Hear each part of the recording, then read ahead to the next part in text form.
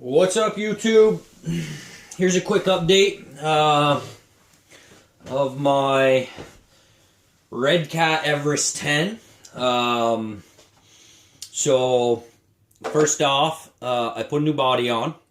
This is a Proline 66 F100, and we'll just take a quick look at it first, I suppose. So I painted it blue and silver, obviously. It's not perfect. I broke the fender already. I painted black last to tint my windows out. Taped off, obviously, all the windows in the silver. Sprayed my blue. Then I untaped the hood, sprayed it silver, and the whole inside silver. Then I untaped the rear windows and sprayed the black, and I'm pretty happy with it. It looks pretty good. It's got some blemishes, but I'm gonna pound on it, so I'm not too worried about it. What I did do is I used a Dremel to get this. After I cut it out with scissors, I used a Dremel to get it pretty close to where I wanted it, and then I just finished it with sandpaper. So you know, it does take time, but it came out pretty good and pretty happy with it. I don't know, for those of you who don't know, I was thinking these were decals. So when I peeled them off, I cut them out, you know, just a square out around the grill and the turn signals and up through here, and then I go and I stick it on there. I think I got it perfect, go to peel it off, and it's stuck to it. So it's not a decal.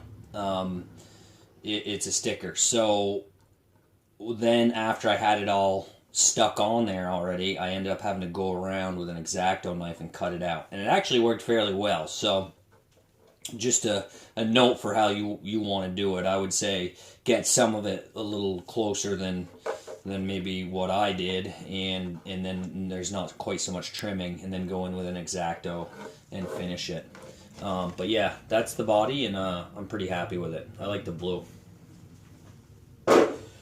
So next is the truck, and I think the last time I was running a 12-turn Titan. I'm now running a 27-turn axial, and not only does it fit better because the Titan was pretty tight, it was longer, and I think it might have been a little bigger around. I had a 20-turn in here, and I didn't like it. So I put 20-turn in my nephew's Maxstone, and I put this 27-turn in here, and I think that's going to be pretty good. I'll eventually change this spur gear out. I'll go back probably to a 77 tooth. This is a 64 tooth. So moving up, the ladder frame is the same. I added these mounts and this mount for the body, and I just built this little triangulated piece here and bolted it up. If I had a TIG welder, it'd all be TIG welded, and it would look a little cleaner, but it's not terrible. Looks pretty good. Does the trick, I suppose.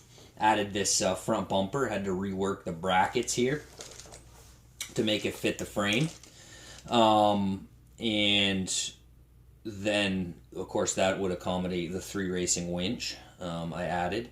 And I reworked the mounting bracket for the 3 racing winch. I drilled the bumper to accommodate the mounting holes. And then I drilled this bracket for the fairlead. And I'm pretty happy with how expensive that is for now. That works pretty good. I may end up adding a snatch block, so I'll put D-rings on here, chains across, and then I'll be able to hook my snatch block, say, on the chain down here, or hook my hook on the chain down here, and then my snatch block will have a hook, or something along those lines. We'll see. So that's the front bumper. That's the frame. Here is the Axial AE5, I think, ESC. I'm running a Spectrum SR410 receiver, 4-channel to accommodate the winch, and the DX4C radio. And then what I did here is I cut down the original battery plate and I bolted it to my pieces of angle, and then cut the holes out, put the factory strap back in there, and then added these pieces of Velcro. There's 3 here, so it comes around the end of the battery, and then over the top, and that works real well. So these are aluminum adjustable shocks. The external reservoirs, the piggybacks are not functioning, but they are adjustable, and I did put 10-weight oil in them, and I'm super happy with them. They work well. I think I had some Integy internal coil springs in there before, I like these better. The Integy shocks were all right, but I just like these better. So shocks were a good upgrade. I'm happy with those. I'm happy with the winch so far. I've only used it a couple times. Bumper looks good. I have to finish the rear of the frame, and I had made this bracket here, but I think it looks hokey, so I'm going to rework that and do something a little different. I'm not sure what it's going to be yet. I'm running 2 different batteries, so I have a Dean's connector here, and then I have the banana connector for the other battery. I have 2 different ones. They're both 3S LiPos. So the other thing that I did do is I put some wheel weights in these front wheels, and that has helped me tremendously. I'm going to do the rears, I think, but for now I just did the fronts. And the other day when I was crawling with it, I don't think I maybe rolled over a couple times. I don't think so. I only rolled over mostly when I was doing donuts and jumping. So I had a Traxxas 2056 servo in there, and I like the speed on it, but the internal gear stripped. I did buy a rebuild kit for it, so I'm going to rebuild the 2056, but this is a high tech. And I put there was an extra steering horn in my nephew's Max Stone, so I put this aluminum steering horn on there because I stripped the plastic one out. So all in all, I'm happy with the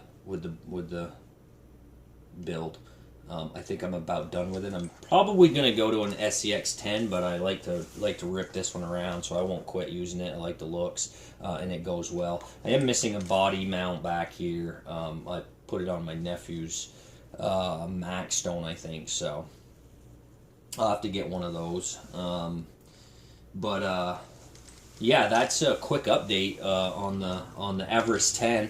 Goes good. I'm happy with its looks. I was able to get the center of gravity. I wish I had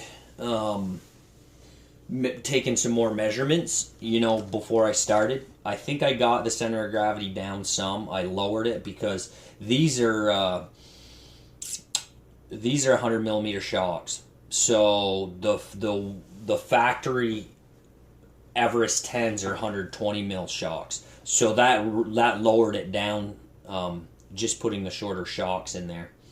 And then, there really wasn't a whole lot that I did up here to lower the battery. The only thing that it did is the battery stuck way out here when I first got it, and I didn't like that either. I wanted to get it all back over the center as much as possible. So that's what I did, and I'm happy with it. It looks good, I think,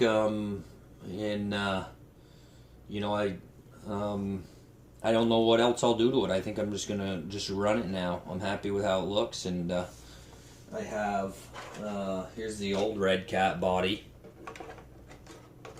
So, I'm happy with the looks and the performance so far.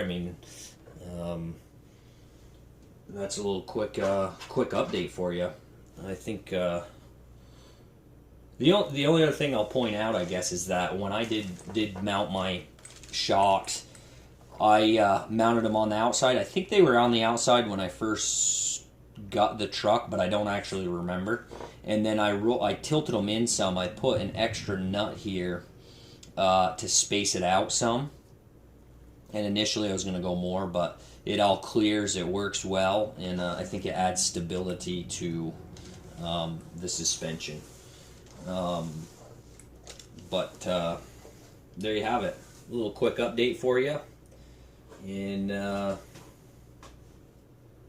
we'll shoot another one if it turns out that I do some more stuff to it. I think basically the only thing I may do is add some weights to the rear, and that's probably going to be about it. I'm just going to run it for now. All right, thank you.